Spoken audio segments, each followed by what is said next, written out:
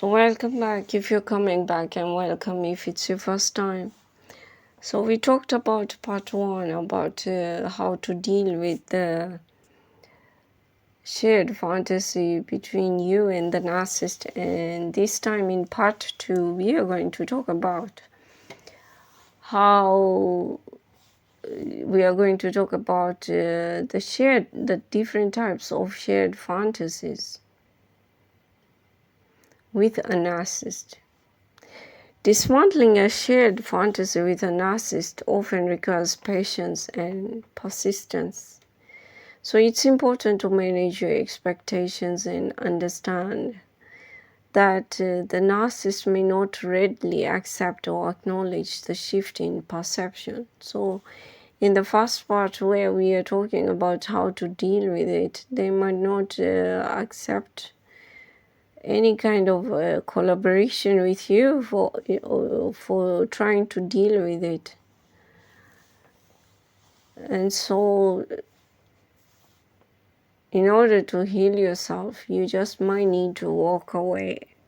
But in order to walk away, you have to know what kind of a shared fantasy you had with the narcissist in order to be able to destroy that shared fantasy. And here are a few examples of shared fantasies with a narcissist.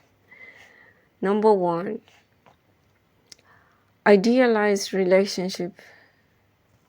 Believing in a perfect, flawless relationship despite ongoing issues or red flags.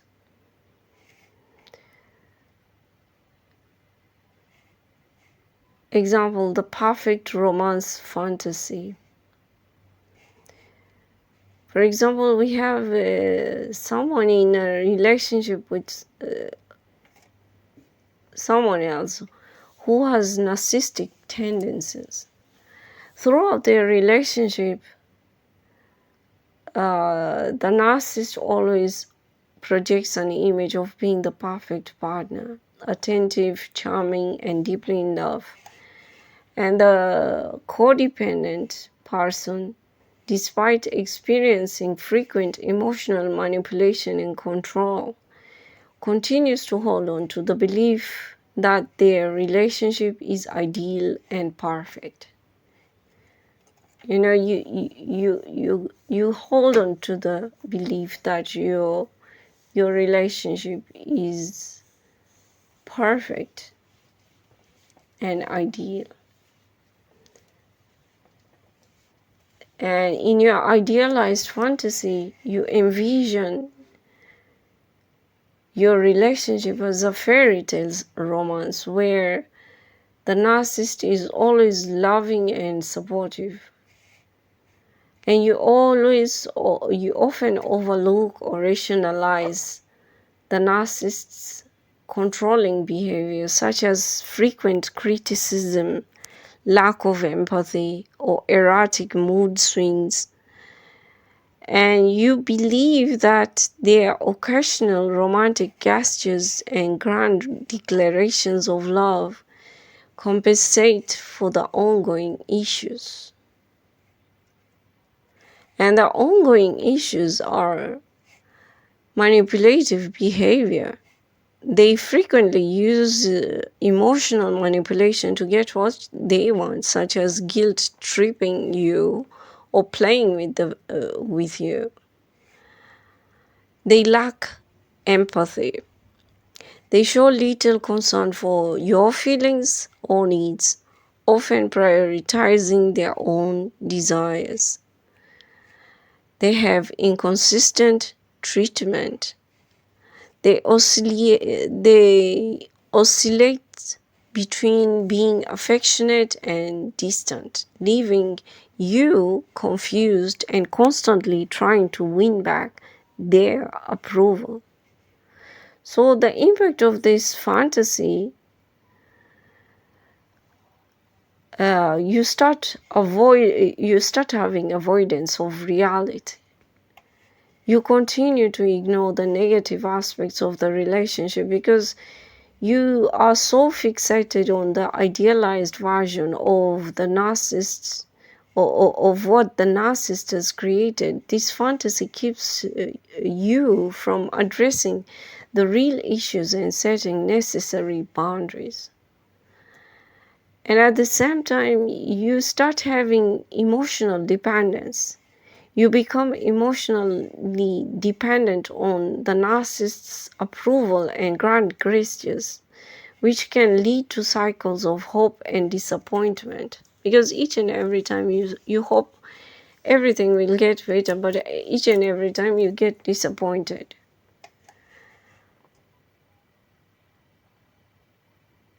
And you need to confront the fantasy. You need to acknowledge the issues. You need to recognize and confront the discrepancies between the idealized image of the relationship and the reality of the narcissist's behavior. And you need to seek support. Talking to friends, family, or therapists can provide a more objective view and help you understand the unhealthy dynamics. And you need to set boundaries. Emma, for example, you might need to establish clear boundaries and take steps to protect your emotional well-being, even if it means reevaluating the relationship. By addressing the gap between the idealized fantasy and the real issues, you can start making decisions based on a more accurate understanding of your relationship with the narcissist. So the next one is number 2, unrealistic success. This is another shared fantasy. Sharing a grand vision of success or fame that disregards practical limitations or personal shortcomings.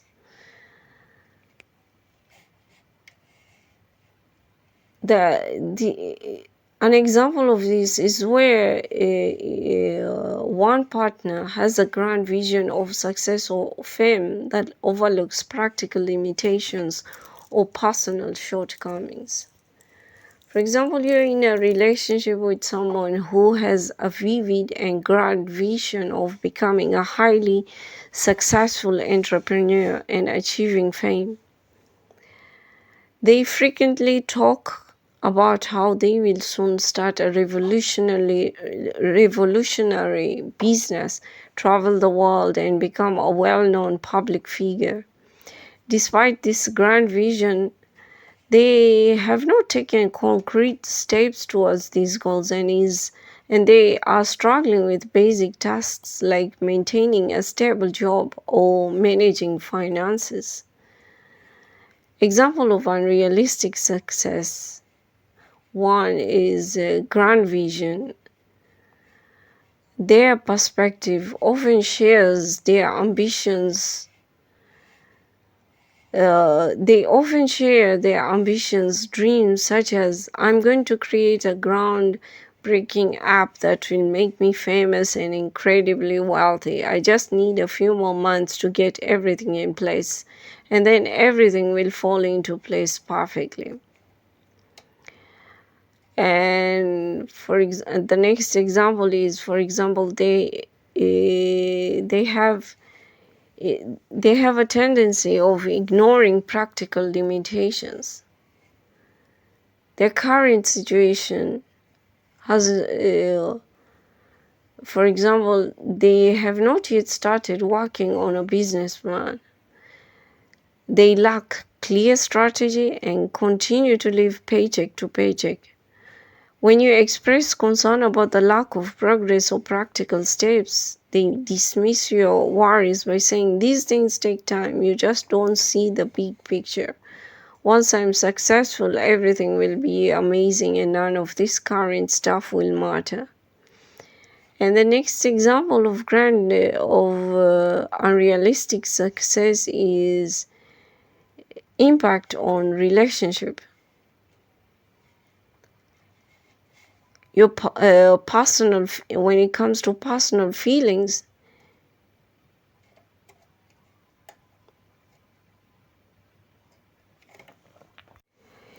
You feel anxious and frustrated because their grand vision often leads to financial instability and neglect of practical responsibilities. You're concerned that their focus on an unrealistic future is impacting your present stability and shared responsibilities. And another example of unrealistic success is addressing unrealistic success conversation. To address this, you might say, I really support your dreams and ambitions, but I'm worried about our current situation. It seems like we need to find a balance between pursuing these big goals and managing our immediate responsibilities. Can we discuss a realistic plan for moving forward that takes our current situation into account? So here in unrealistic success, you have to recognize that their vision of success is grand and not aligned with their current practical situation or action. And at the same time, you have to acknowledge how the focus on unrealistic success may lead to neglect of practical responsibilities and create stress in the relationship. And you have to facilitate a conversation about finding a balance between ambitious goals and practical steps, encouraging a more grounded approach. In this example, unrealistic success is characterized by their grand and feasible vision of fame and fortune that disregards current practical limitations. Addressing this involves having a discussion about the need for a realistic plan that considers both immediate responsibilities and long-term ambitions. Another example of a shared fantasy would be a perfect image. Holding on to a fantasy of an idealized self-image or persona that the narcissist projects even when reality doesn't match. And an example in this kind of a relationship is where one partner maintains an idealized self-image despite reality not aligning. For example, you're in a relationship with someone who constantly projects an image of being an incredibly successful and glamorous person. They frequently boast about their achievements, luxurious lifestyle, and social status, creating a facade of perfection. Despite this projection, the reality is that they often struggle with personal and professional issues, including financial instability and lack of genuine accomplishments. An example of perfect image is, for example, they have an idealized self-image.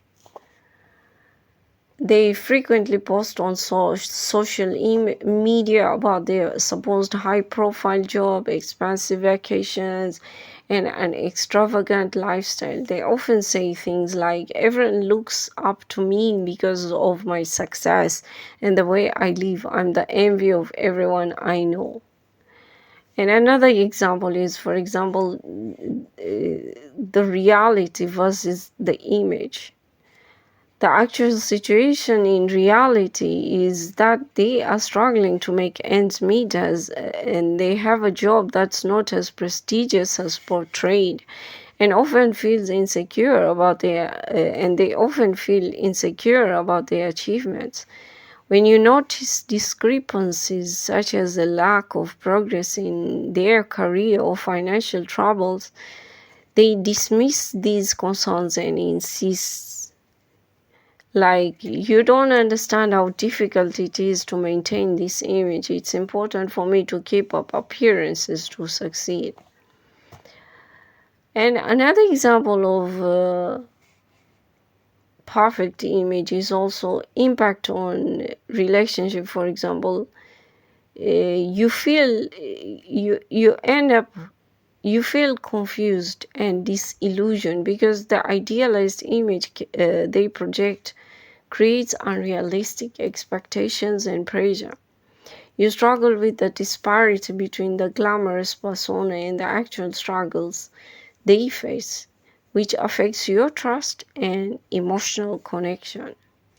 And another example, for example, addressing the perfect image, uh, when you address in a conversation, to address this, you might say, I've noticed that there is a big difference between how you present yourself and the challenges we face. I understand the need to maintain a certain image, but it's important for us to be honest about our real situation so we can work together on our issues. So here we have the idealized projection. You recognize that they are holding on to a fantasy of an idealized self-image that doesn't match their actual life circumstances. And you acknowledge how their idealized image impacts your relationship and your ability to connect authentically with them. And you also try to encourage a discussion about the importance of authenticity and addressing real issues rather than maintaining a facade, aiming for a more genuine and supportive relationship. So in this example, the perfect image is characterized by the narcissist's idealized self-image that contrasts sharply with their actual experiences and challenges. Addressing this involves discussing the disparity between the projected image and reality to foster a more authentic and supportive relationship. And the next example, the fourth one, is ideal family for shared fantasy. Envisioning a family dynamic where everyone plays a role that fits the narcissist's expectations, ignoring conflicts or dysfunction. And an example is where one partner has an unrealistic vision of family dynamics that ignores existing conflicts or dysfunction. For example, you're in a relationship with someone who has a fantasy about creating a perfect family dynamic. They envision a harmonious family where everyone gets along flawlessly, adheres to traditional roles, and supports each other without any conflict. However, in reality, there are ongoing disagreements and tensions among family members, and the narcissist tends to overlook or deny these issues. And for example of ideal family image is idealized vision. In their perspective, they frequently talk about how their family should always be cheerful and supportive, saying things like, our family will be perfect once we all start acting like the ideal family I've always dreamed of. We should all have regular family dinners and never argue. Another example of such is, for example, they ignore the reality. In their current situation, they have issues despite this ideal vision. There are frequent arguments about parenting styles, differing values, and unresolved past conflicts. They dismiss these problems, insisting that they are just minor hiccups that will resolve themselves if everyone adheres to the ideal family roles and behaviors. And for example, and when it comes to such kind of a thing, the impact on the relationship is that you will feel frustrated and invalidated because the narcissist fantasy disregards the real issues that affect family dynamics. They create a disconnect as your genuine concern about family tensions, uh, which are ignored, making it difficult to address and resolve underlying problems. So, in order to deal with it, you can address a conversation. To address this, you might say, I understand that you have a vision for how our family should be, but we need to acknowledge the real issues we are facing, like our disagreements and different perspectives. Let's work on finding practical solutions to these conflicts rather than focusing only on an ideal image. So here you recognize that the narcissist's vision of a perfect family is unrealistic and doesn't account for existing conflicts or dysfunction. And you acknowledge how the narcissist denies or is minimizing the real issues impacts, and this impacts your ability to address and resolve family problems. And you try to encourage a discussion that focuses on addressing real conflicts and finding practical solutions rather than clinging to an idealized vision if you want to deal with it. In this example, the ideal family is characterized by the narcissist's unrealistic vision of a perfect family dynamic that overlooks existing issues. Addressing this involves discussing the real conflicts and working towards practical solutions that rather than focusing solely on an idealized image.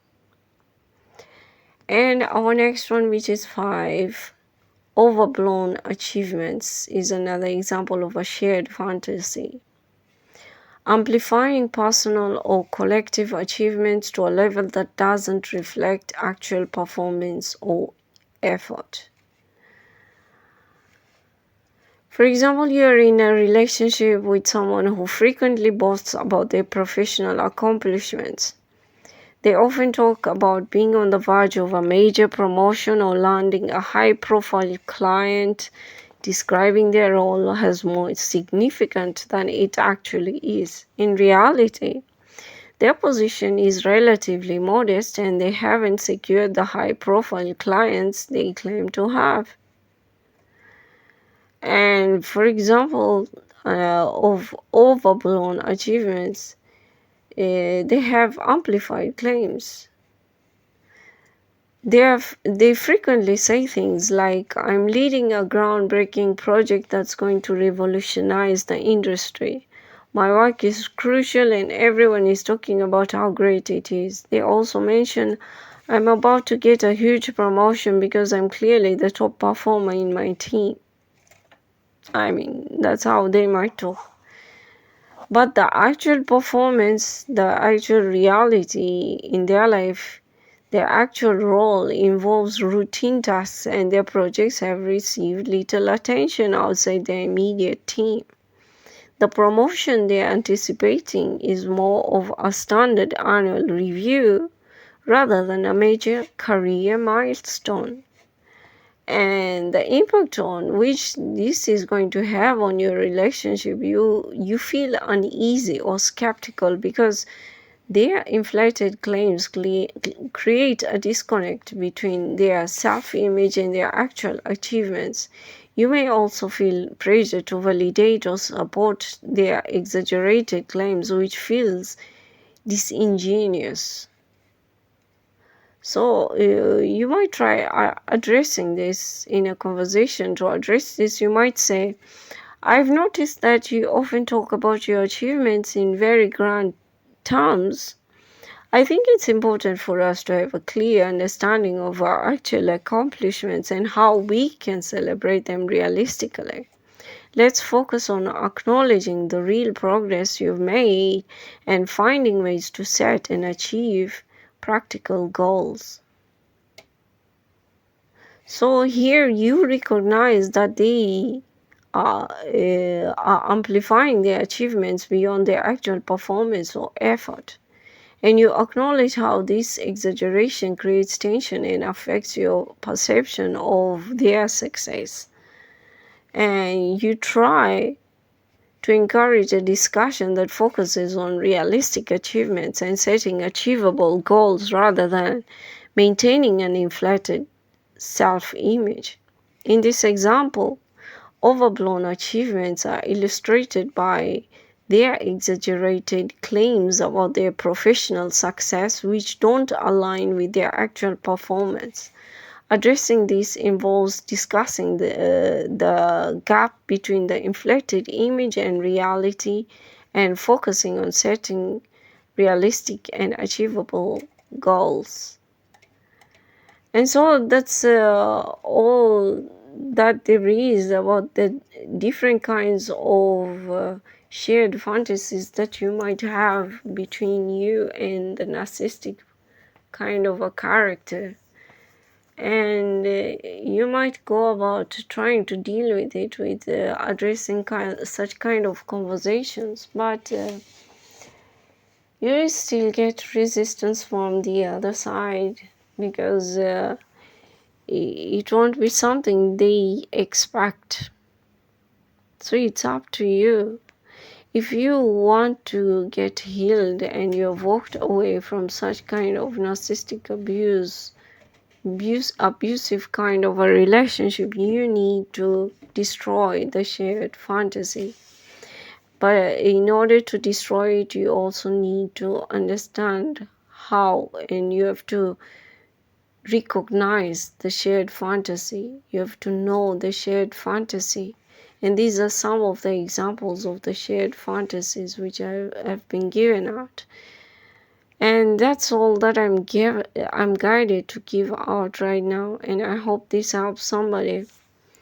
So till next time, I hope people make proper decisions and know how to go about navigating in their lives, and they have better lives, God willingly.